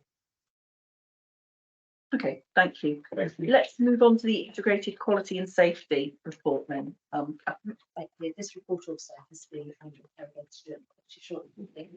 It's already spoken. Sorry? Interrogated. So, pummeled, in fact. As a result of that, I've got very little to report. So just to reiterate really that we ordered our PISA training, so we're sure it's really helpful. We've had our CQC visit to ED, which just a couple of things I would like to pull out in the report, one of which is the increase in the number of volunteers that we've had. We lost a lot of volunteers during COVID. So we've been recruiting a lot more, and we've got a much broader age range and a much broader ethnic mix now. So that's quite, and gender mix. So that's quite good. We continue to address the mandatory training issue, which is one of the areas that we've. And if you look in the charts in great detail, you'll notice that we've received and taking stuff. So the severity of those, that we've got some work to address that. And I'd just like to reiterate the sepsis point that have been made, which is that we are now very good at identifying sepsis at arrival in hospital, which is good. We're not necessarily as good as following out precautions, which we should do immediately after this. So we're now focusing on that as well, and obviously that. Good. Thank you very much. Are there any questions or comments? Happy. Can I just draw people's attention to something again? I think we did talk about at QAC. Is there's a graph in there which I think is a perfect example of the use of SPC really, which is around the reporting of incidents, and there's a graph that shows it's going down. And yet we know that reporting incidents is a positive thing. You know, we have to have high reporting, and then traditionally we've been in that place. So I think the fact that we can see that going down, the question I'm asking is, so what action are we going to take now before it gets even worse? So I think it's just worth noting that, because it is fairly stark graph, but we have checked these out quite. Good. Okay, thank you. Moving on to the people and culture part of the agenda, we start with the committee report. Leslie? So I won't say anything about the 5th of September because I think I gave a verbal update, but yeah, it's here in writing if people want to see it. Probably repeat something Kathy said around assurance. in that the assurance looks a lot greener than it has done. And that isn't to say we are there on any of these issues, but it's to say that thanks to an awful lot of hard work by Janine, Alan and colleagues, some of the processes that we're now putting in place in terms of HR and OD are really beginning to make a difference. So that's really positive. There are 2 items on the agenda which we will come to around the annual evaluation and the validation and the HEE self-assessment. So I just wanted to pick 3 issues. It's been really, really good to see the manager's license training update, and Caroline and I were just delighted at PCC to see this.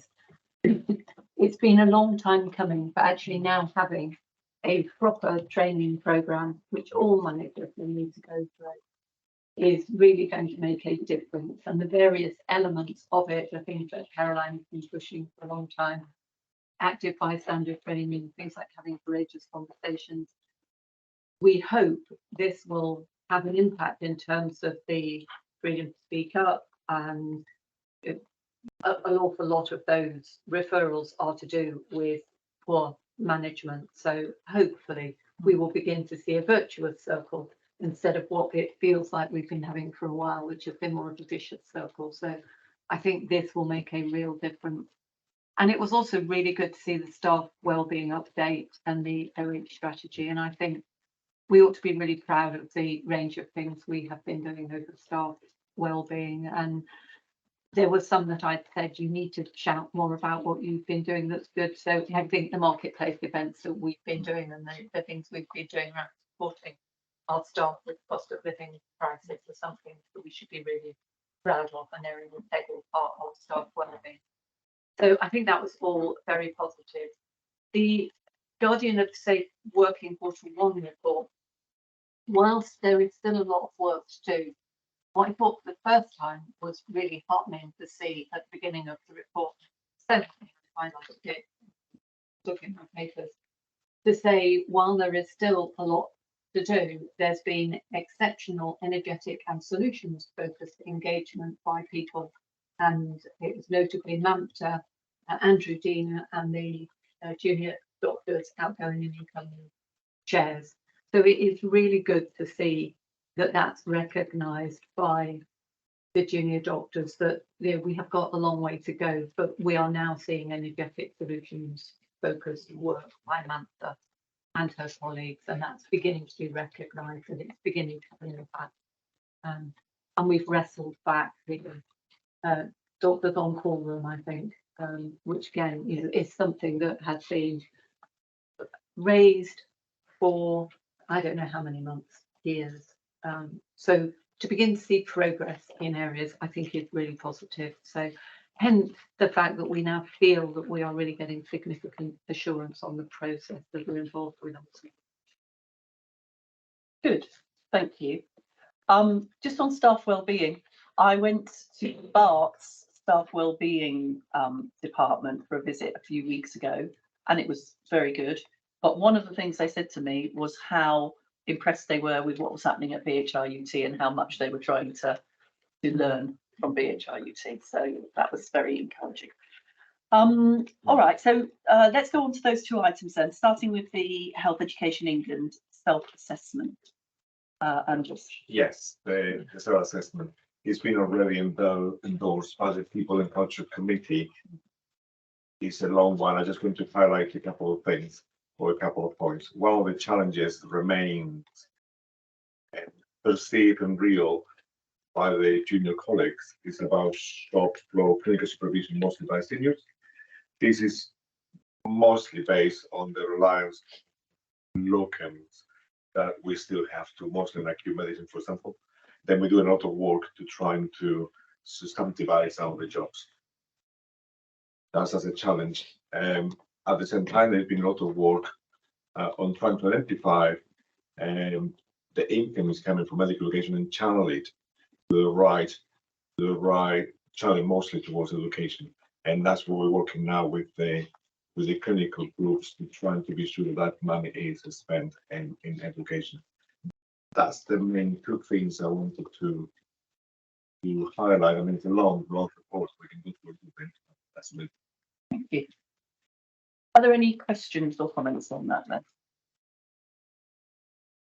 Just to say, it's how good to see it as well as medical education that there actually is a really big input. We heard from that at the community like Kenya around the work that's being done on training around other groups of staff and that career maps and the apprentice hub and the work we're doing on that really, I think, in terms of growing our own staff and supporting the local communities to get people into work is a really important part of what we're doing on education and training. Right. Okay, good. So I think we can take that as board approval for the submission. Thank you. So the annual revalidation statement of compliance item. Again, quickly on that one, we fully comply with all the points that the NHS England framework asks us. One issue I just want to, because it's been identified and sorted out. One issue was identified was a loophole in a way. Now using bank partners to manage the bank staff, because some doctors only work in bank, so even because bank partner doesn't have a responsible officer, it was identified that potentially a small number, but a small number of doctors could just be out of the appraisal process. Through talking to bank partner and having now a semester start checking the starters, we're able to identify these people and then take into under our umbrella with our responsible officer. And that's been identified and also resolved. The appraisal rates remain, well, is high from up to probably 75%, and now we're 93%. And obviously our aim is to hit that level. And we are working, hopefully we're going to have a medical appraisal lead appointed quite soon that will help us to more in-house training for appraisals to be able to maintain this. They are competitive. Good, thank you. Okay, we will take that as approval for submission as well. Thank you. Finance and operational performance. We'll start with the FIP committee report, and Sue's going to present this on the basis that she's been chairing the committee. And can I just say once again, Sue, thank you for that, as well as the audit and risk committee, and as we heard this morning, the charity committee as well. Thank you. Okay, the FIC report covers the last two meetings of the Finance Committee. I believe, rather like Leslie, I verbally reported on the September one, I think, or the previous one, the first one some time ago. So it's quite a lengthy report, and I'm not going to go through all of it. Just to highlight a few things before I hand over to colleagues for the substantive components. We had a really great deep dive into work that's currently being done on consultant job planning. Really positive work. Helen Bingley came along with two of our consultant colleagues and Mamta, and the leadership that's being shown in this space. We've got really robust plans. We've got a long way to go, but we were very assured of the quality of the work being done in that space. And with our finance hats on, that will help us to reduce spend quite significantly, I think, when it's well embedded. So really positive piece of work. We actually actively endorsed a proposal to get a procurement lead across the acute collaborative, which will no doubt give us great opportunities for economy of scale and savings across all of the hospitals in North East London. So very keen to see that happen, and that's documented in the report. In terms of the bread and butter of the committee, I cannot fail, I must call out the work on agency. Matthew's already mentioned it's award-winning work on the reduction in agency. We've taken about 10 million out, which isn't enough, but is extraordinarily good. So in terms of our finance position, Mike will talk through that with you, but we're getting there. We're getting there. We've still got a way to go, but we know what our diagnosis is. We are robust in that. We know what our action plan is, what we need to do, and we are doggedly, and I use the royal we, colleagues are doggedly pushing that forward. And the same is true with performance. So Currently, we are reporting trajectory as per reforecast.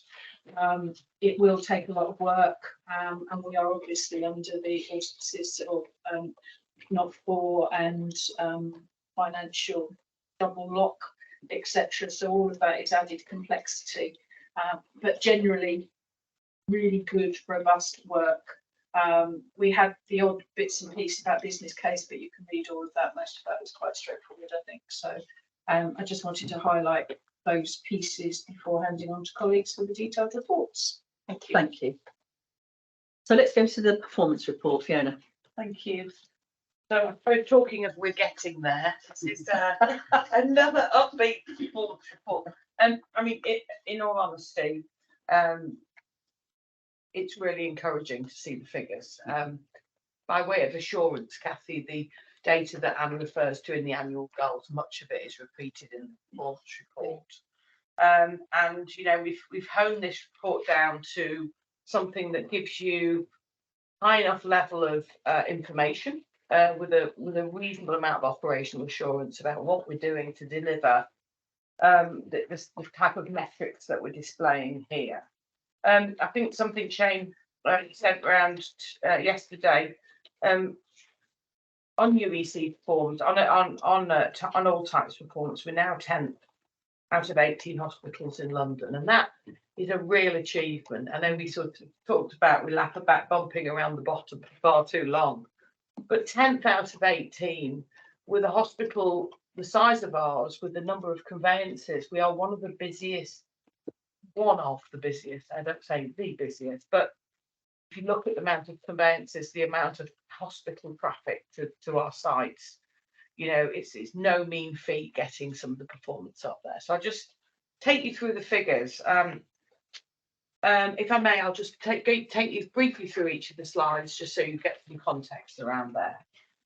So slide one, we're just showing really the journey we're going on with all types of performance, and this is our golden metric for moving away from financial or special measures of any description, both in terms of performance and then linked to financial recovery. So the green line is our journey.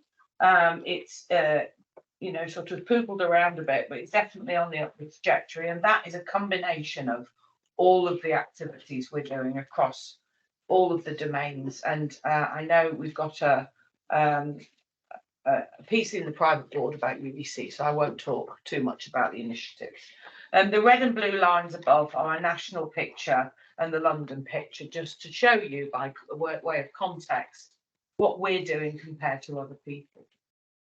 On the second slide, this is a kind of refined data, which is just about A&E department activity. So all types, as you know, includes other things, urgent care centres and specialist emergency pathways. But the type 1 is the truest reflection we have of what's happening in our emergency department on a day-to-day basis or on a month-by-month.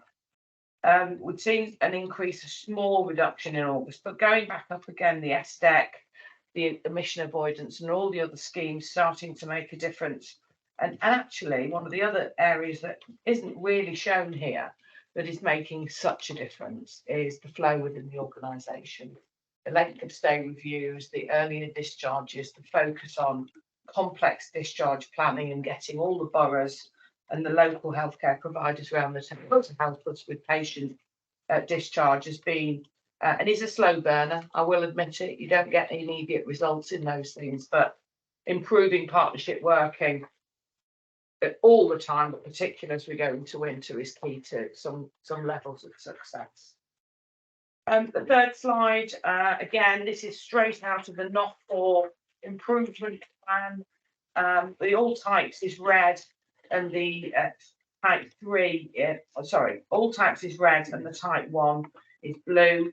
And the difference between the type red, the red line, and the trajectory is unfortunately poor level of performance of our type 3 provider, which is PELC. I won't dwell on PELC particularly here, but there is a table on the right-hand side of this slide that shows how PELC's performance compares to others. who provide UTC services. And we know that the time that patients wait for urgent care at that stage in their attendance is too long. In terms of the data position, this slide just reinforces what I said at the beginning. We're edging towards, you know, the anonymity of the middle of the pack, which is where we all like to be. But essentially, you know, it's motivating for us to see improvement. It's motivating for teams to see how they compare with other providers. Everyone has a level of competition in their daily motivation. So it's an important slide to see where we sit. Just by way of kind of iterating some of that, you've seen this before, but essentially we all know that we work very hard to reduce the time it takes for ambulances to hand patients over to us when they arrive at hospital. We've had lots and lots of winters of people being in ambulances overnight, not particularly here, but across the board, across the NHS. And what we're really proud of here is to show that when we focused, when we really thought about how to make it easier for ambulances to hand patients over, we did make a difference. And the dramatic drop, both in terms, well, the time periods are irrelevant, but the big graph shows you that, you know, there used to be a lot of patients that were waiting with ambulance crews over an hour to be dropped off. And you can see around the end of July how that kind of literally dropped off the map. And basically, we made a commitment to ambulance teams to do that, and we've been very successful in doing so. What that really means in practice for patients is we get to see them quicker, we get to start their assessment, and we get to start treatment even quicker down the pathway. I won't talk too much about the next slide, but essentially just to show you and remind you that we have opened an SDEC and we continue to grow and offer that service to lots and lots of new patients, meaning that emergency care demand is reducing in the A&E department. The longer waited virtual ward for frailty is opening to 30 beds this weekend and is going to provide full 7 days a week service. And that's quite an achievement for a hospital that prefers to admit people to beds. So, you know, just a nice way of demonstrating what transformation looks like in numbers. And then again, our lovely discharge lounge, which was supposed to be an ambulance pod, but is not, and is a bit much used and well served for the hospital discharge lounge, which we've started to open overnight because it helps to get patients away from the ward, out of ED, into a place where they can go home much earlier in the morning. So there's lots and lots of good reasons for that to continue to function well. And Kathy's point about how many people who don't meet criteria to reside is good. What does good look like? Well, good is not 100, Kathy, and but 135 was worse. So we are on a journey with our partners, with the boroughs, with all of the financial issues that the councils have, with the limited capacity for nursing and residential care homes. And so we continue to work on that, but we'll continue to tell you about that because I really would like that number to reduce.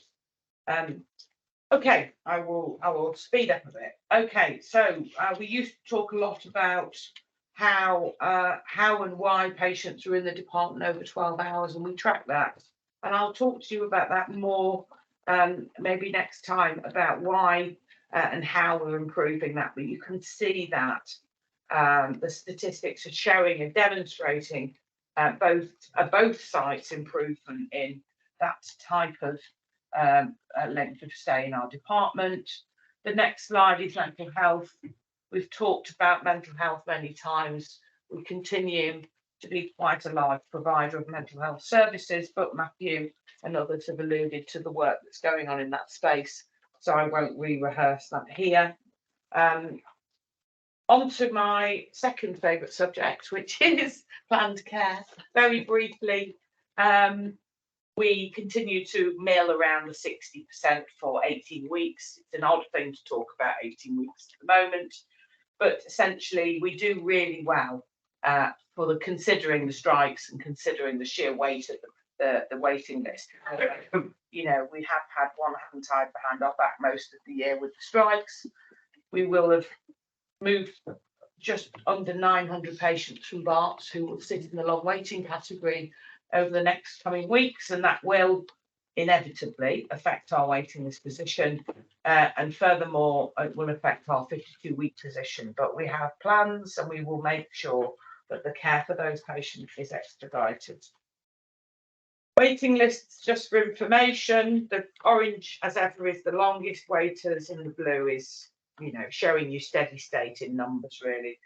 Had it not been for the strikes, I think we would have made much better progress. I think everybody would, but particularly the journey we were on starting in April would have been very different if we hadn't had the strikes. Theatre utilisation and efficiency, lots and lots of data around that. There's work to do on utilisation in theatre utilisation, but we're working with that through the NEL Plan Care Board and the theatre optimisation group. So there's tons and tons of work going on in that space, and so I won't talk you through that in any further detail. Finally, last two areas. One is the DMO1, which is that only 5% of patients should wait more than 6 weeks for a diagnostic test. We're slightly out in terms of performance there, but if I'm really honest with you, very high performing services in all of those investigation areas. And then I'll finish on cancer, which paints a picture of some real big issues around treatment times. I chaired the cancer board this morning. We do line by lines when we get into the situation. So lots and lots going on in cancer around improved diagnostics through histopathology, and then getting patients into treatment as quickly as possible. Thank you very much. Great. Just, I think really no specific things, just to say, I think as has been said, this just shows some progress, really significant progress. And I think, I don't know really, because previously things have got stuck and it seemed to be very difficult to make progress. I can't help but think that Fiona's brought some leadership to this, that a sense of kind of determination making stuff happen. And I know being able to track things doesn't actually make them move, but being able to track things at least shows you know what you're looking at, and you can then see through the SPGs, you can actually see where you put in a change, it made a difference, and therefore do more of that, please. You know, so I would just like to say thank you, because it's not solved, and we've got a lot of really tricky things here, but I think it is noticeably we've got traction on stuff, and you can see a plan starting to actually enact, and I think that's commendable. And you know, so that's struggle across the country is getting that done. So I think we are very fortunate, really. Thank you. Good. So the proof of the pudding is in the winter, which we are now coming on to. Yes. So winter, this plan has been through thick, as you know, but I will just give you a brief summary of our approach to winter. So first of all, we've been given just over £400,000 for discharge related schemes.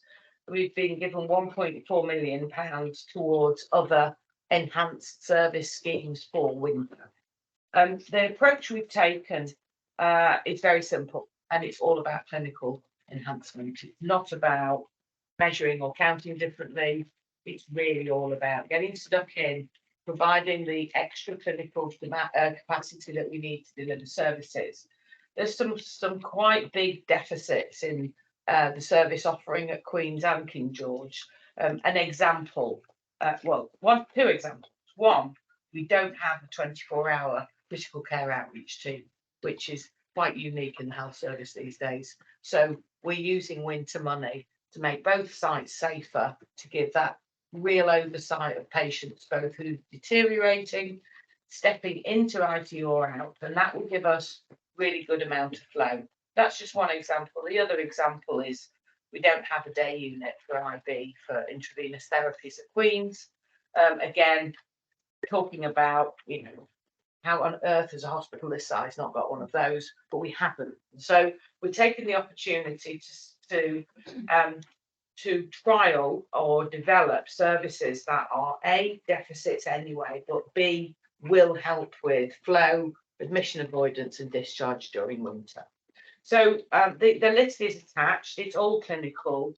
It costs more than we've got, and Mr. Swift hasn't noticed that yet, but but I promised him.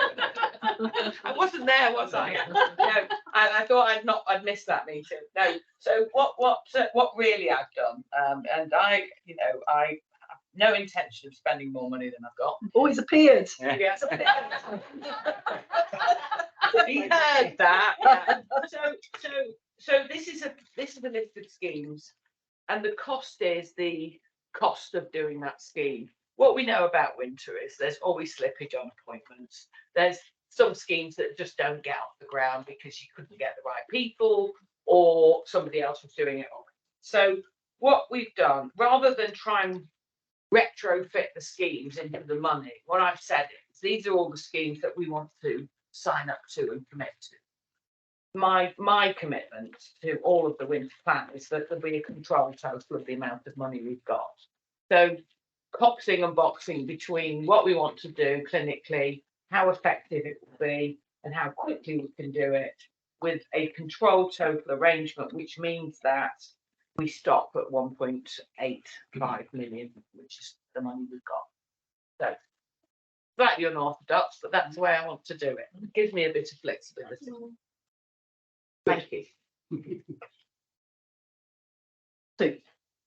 Just to say through thick, this feels quite different to what we've done previously. So not just that Fiona's asking for that ability to be flexible with how she spends the money against a list of options, but actually it's really concentrating on 7-day-a-week flow, which we've never really done before. We've spent quite a lot on beds and more beds and looking after the people that are here.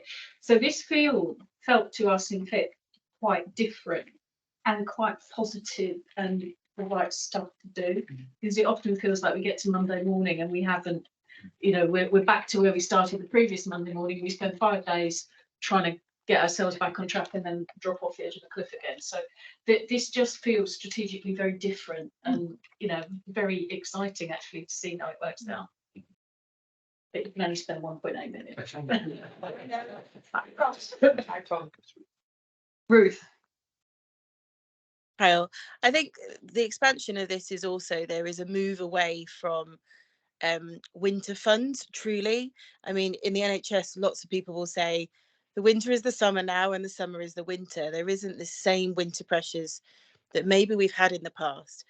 And I think that's been seen in system level, is that there's lots of other things that are going on, including lots of what Fiona's doing, that also reach out into the community that will end up being seen as business as usual, but will have a huge impact in our winter times.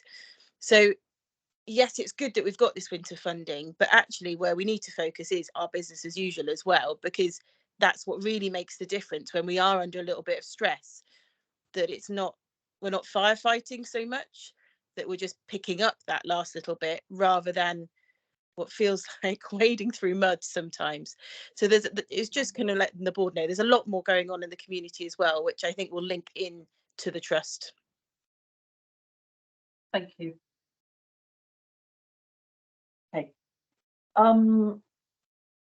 Anything else on the winter plan? I'm with the proviso about the total. I want to see people with the confidence to spend money in the way they feel is appropriate for us and our needs. And I think the most detrimental thing that people centrally can do is to ring fence things in a way that prevents people from responding in a needs appropriate manner. So I think the board is supportive of that approach. Okay, whether or not Mike is another question. Mike, finance support. I think I'm supposed to be doing that. I'm very comfortable. There's no choice. So the finance report covers the first half of the year, so the first 6 months. in which period we generated a deficit of £23 million, which is 20 worse than planned. But half of that, so 10 of that is kind of outside of our control. So it's the 8 million of industrial action that Matthew referenced earlier, and another couple of million of excess inflation. So that leaves us with the 10, which is within our control. The 3.5 of that is our financial improvement programme, where we're a bit behind. But what we have seen is that Q2 delivery has improved on Q1 delivery. So again, positive signs linked to the workforce programmes, linked to elective recovery, linked to non-paid programs. So there is some good signs in there. There is a 5 million pressure from running generally with more staff than we can afford to have. So we do need to prioritise looking at that in the second half of the year. And we've seen increased costs in pathology, and we've got a particular program of work around that to look at that in the second half of the year. And in terms of what that means for our financial recovery plan that we submitted as part of North East London, we're on track once we take out the impact of industrial action. And our savings of 11 million so far this year mean we're on track for our NHS oversight framework target of £20 million worth of sustainable delivery for the year. Appendix 1 in the report is a new appendix, and what that shows is the movement in underlying run rate by quarter. And again, we can see that the underlying run rate has improved. So we do need a strong half 2. So we need our savings to deliver 31 million to hit the forecast. But again, we can see good signs in there. Our metrics for our oversight objective, again, the 5 priority metrics are all delivering. They're all green. So again, a good story. And we've seen a de-risk position in terms of our capital expenditure. So previously we had more risk against of overspending than we currently do of our capital expenditure. So again, a fairly positive position, but recognise the very challenging task environment. Thank you. Given that I've constantly whinged about it, can I say the cash position remains tricky, but thank you for accessing support from the ICS as opposed to going externally. I have to give it back. But... Well, yeah. we did ask. We have asked. Kathy. Thank you for the. So I have 2 things. One of them was the capital. Advance there, but obviously advances have to think about. And you're suggesting that we'll end the year at 8 million. What happens then? Do we go for another, advance, or do we have to go for PDC or? Yeah, so we will probably have to. We'll reassess at corporate force. Quite likely, we'll have to follow the national process, which is a PDC, a public dividend request. But the idea of the advance is that our underlying run rate improving should mean the requirement is less, therefore less cost of borrowing is the plan. Okay, get that. And then the second one, I think, really relates to the graph, which I just need a tiny bit of help with. The nice thing on whatever page it is on 212, I think. Financial delivery tracker. Are we suggesting, if I've interpreted it correctly, that the upper line, which would exclude the things outside our control, like industrial action and inflation, would sneak us just into the green? Is that where we would then be eligible to come out of NOF4? No, so as long as we're in the amber zone. Amber is okay. Amber means we're delivering at least 20 million. Okay. If we can get to the green, it means we deliver our recovery plan as part of North East London. So that gets us to our 15 cavalry. Okay. There's a one-off £5 million adjustment in month 12, which is why there's that change of direction. Change of direction, yeah. So in other words, we're reasonably confident. Yeah. I'll ask Matthew to say something about that. Yeah, so there's 2 components to the national. So we're in National Oversight Framework, which used to be SOF. I can never remember what the M stood for.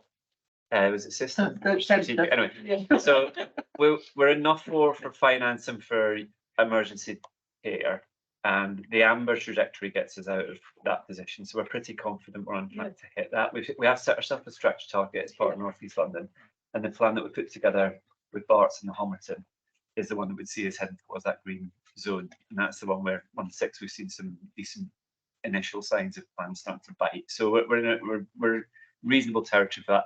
To address the overall NOV4 position, we've also got to achieve our goal of remaining at the bottom 10% for type 1 any activity. And there's also tier 1, which we're in for UEC, which is in theory, I think, for North East London, but it's particularly focused on BHIET, which has other associated measures with it as well.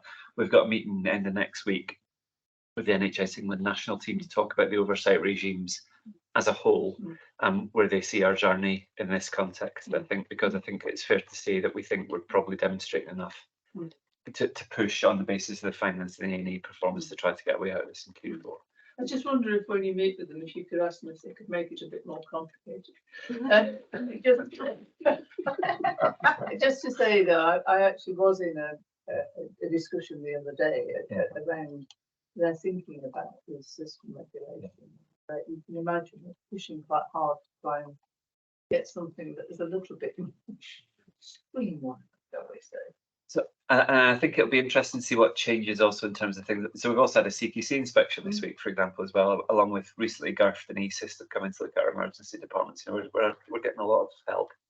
And I think the context, though, for some of this is, I think where we're seeing the change in emphasis is around CQC and others thinking more about the system context. Because you can walk into King George A&E some days and say this A&E is too busy. But actually, when you've got 9 mental health DTAs in there, and when there's people coming in because they can't get appointments in primary care, then actually it's much more sensible for us to start to think more genuinely about systems in this context. Because it's easy to see the queue in A&E, but actually the queue in A&E reflects pressures outside and it also reflects the queue to get out the back of the hospital that we're responsible for as well. So just I think peak of everything that's going. Yeah, so I think that now that the ICBs have got a period of stability where they're not having to restructure as often, hopefully that'll give them the opportunities to think more about how we get into genuine system regulation around patient pathways. But because this provider whack-a-mole model, I think, is reaching the kind of end of its life. Good. Anything else on the finance report? Okay. Let us move on to the governance area of the agenda, starting with the Audit and Risk Committee report, featuring, as the young people say, the Health and Safety Annual Report. Is that right? Right, Sue. Yes, yes, I guess it is. So very quickly on the last Audit and Risk Assurance Committee meeting, we continue to engage with our external auditors to bring the audit to a conclusion. The latest report is that, well, at the Audit Committee, they said there were 3 minor points that are needed to finesse. We have now received a version of the report which we are iterating. So unless Mike's got any hot off the press updates, we're not quite there yet, but we nearly are, which is somewhat frustrating, but we will get it over the line. Internal audit, a positive report. They're on track. Actions are being undertaken. We had a specific report about data quality, which we have asked for a revisit in a year's time because it underpins everything that we do, really. And generally good reports from counter fraud. There's one item of partial assurance which related to a stock disposal of a large amount of stock that related to COVID protection measures, and we've asked the procurement team to cast their net a bit more widely to see whether there are more cost-effective ways of disposing of those items. But otherwise, a good meeting with good assurance in a number of areas, and I will leave it for others to talk about the health and safety report. Thank you. Do we have any questions on that or on the health and safety report that people have had the opportunity to read? Okay, let's go on then to the risk management strategy and policy. That has been through a series of processes and is here for our ratification. Andrews? Got to be very quick. Yes. Because, yeah, it's a policy. And for once, I shouldn't say that, the executive summary tell you what's on the tin. It's fantastic. Yeah, it always does that. It's the update of the previous policy, just to change the management structure plus also the current practice, and also clarify the board and the committees role through the BAF, through the Board Assurance Framework, and that's the policy. Otherwise, it's all very clear. You're right. It has been a work to encourage people, as you say, to use the cover sheets to tell us what is in the tin. And there is encouraging progress, I think, on all the papers, notwithstanding the fact that we have 312 pages in these. Quite. All the summaries are not that good. Any questions on that? You're just saying Linda's absence, thanks to Linda and her team. Exactly. A huge amount of work. Yeah. You know. Yeah. That's brilliant. We will take that as ratified then. Thank you. Colin Cott's annual report. Okay. I'll be all quite quick. We go through the breach of information. There were 213. But when you look at the figures, about 50% of them are happening in two areas, which is, and we know that, and we do something about it. Facing over, it happened in the libraries, and the papers are left around, and poor quality of the photography. Do something about it. That's about 50% of it. The incidents, all the moderate ones, where I think on the page now, I think it was 5. Yes, 5. They all been investigated, and all the action has been just disseminated to the groups, and they're being acted upon. Yeah. Thank you. Any questions? Okay, we will approve that then. Thank you. Is there any other business? Okay, in that case, we will move on to questions from the public. We haven't received any notifications in advance. Andy, you're waving. You get, yes, Andy, I've seen you tweet, you get 2. You can choose. Right, okay, fair enough. Very kind of you, Chair. Thank you. The first one is there's an obscure regulation called the Environmental Regulation based upon the Aarhus Convention, which I'd expect no one at the table to know about. So my request is that within 7 days, when you've done some research, I'd like to come to the board in the new year and ask a verbal question regarding to child deaths and hospital admissions linked to air pollution, because my last request failed because it was the wrong regulations. That's the first question, Chair. So you're not looking for an answer today. You're giving us some warning about it. Yeah, it seems. My apologies. I should have written to you weeks ago. So I'm just asking that you 7 days, 14 days, whenever you think it reasonable, to get back to me so you can do some research on whether what I'm saying about the Aarhus Convention and environmental regulations is correct. And then, is this the appropriate forum for a verbal request, or is there another forum to ask the question? That's my. I mean, I'm sorry if I'm being slow. I'm not quite sure what it is you're asking about that particular regulation. Okay, the Aarhus. I went to the upper tribunal and asked the judge. This is about your. This is about the FOI request that you. Yeah, I used the FOI laws about child deaths and hospital admissions, and there was a judicial review, and we spent all our money on the judicial review and professional advice. We got no professional advice about how to draft the request for child deaths and hospital admissions linked to air pollution. So I pitched up at the upper tribunal, and the judge said, "Oh, all very interesting, but you've used the wrong regulations. You should have used the Aarhus. You should have used the Aarhus." I can send you the. I'll send you the judgment later. I think that might be, Andy. I think that might be the best thing to do. You know, we have a real shared objective here about mitigating and preventing child death. We're stuck in a bit of a sort of technicality and set of regulations for ourselves as well about what we can and can't release.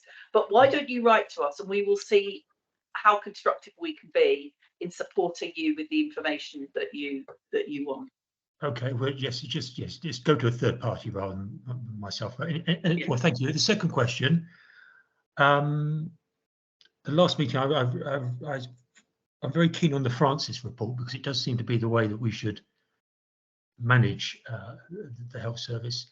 Transparency being key, you've got some major changes in the pipeline for the merger. They've not yet been fully worked out. Can I have an assurance, or will you consider a public consultation so that they can be road tested, as it were, at public meetings, not just with the public, but with councillors and MPs in due course? Well, Andy, number one, we're not proposing a merger. Actually, having been through a merger previously, even if we were, we wouldn't be required to go through a full NHS public consultation. But anyway, we have obviously today discussed it in the board. We have taken the previous plans to the overview and scrutiny committees of all of the local authorities. We will go back to update on the latest developments to council overview and scrutiny committees, and I'll do that in the next round of those. We have engaged with and spoken to MPs as well, and more broadly with local authorities and others, and we are engaging, as Matthew said in the collaboration item, with our staff as well, responding to questions on an ongoing basis, and we will continue to do it like that as if and when we make further developments of the group model that we've talked about today. Okay, thank you, Chair. Okay, I'll tell you what, why don't you ask your third question as well? Oh, that's very kind of you. The third question is, I've noticed that you've had a surge and last winter with the patients in corridors. And I hope that we all hope there's not going to be another surge this winter. But with the population growing, I'm going back to an old hobby horse. Shouldn't this board be considering extra capacity either at King George or elsewhere? Matthew. Sure. Thanks for the question, Andy. So I think you'll have heard in the report that we still have around 100 people in hospital who no longer meet the criteria to need to be in an acute bed. The majority of the corridor waits that we see happen at Queen's Hospital, and it's predominantly people over the age of 75. So what we're hoping is that the opening of 30 frailty virtual ward beds, plus the development of active frailty assessment in the emergency department, etc., are going to help us avoid the need for as many of those corridor waits. I think we're in a position where the first thing we'd like to do is have more people in the right bed, which is their own bed at home, rather than in a hospital bed. And I suspect that by really pushing that, we don't need those extra wards, notwithstanding the fact that I don't think we could staff them necessarily even at the minute. But I think the key thing for us to do is to get people into the right bed, and wherever possible. That means keeping frail elderly people out of an emergency department who could be offered much more compassionate and appropriate care in their own home. Thank you. I don't see any other members of the public. Ruth, did you want to respond? We're in public questions now. Yeah, I think it was, again, just to reassure Andy that in a way don't see this as just a trust issue when it comes to the beds. This is really a system issue, and there's lots more going on in the community to keep people treated at the right place by the right person at the right time. And that is something that we are looking at as a whole system. Having people in beds is simply just not the answer. And there's lots about preventing people getting to a bed in the first place. So we just need to switch our thinking on it. Okay, thank you. Thank you. I don't see anybody else who wants to ask a question. In that case, I will end the meeting here, and thank you all very much. For my colleagues, in terms of the part 2 meeting, which is due to start at 3:15, is there anybody who couldn't start at 3? Okay, let's start at 3 then, because we finished this slightly earlier. Okay, good. Thank you. Thank you, everybody.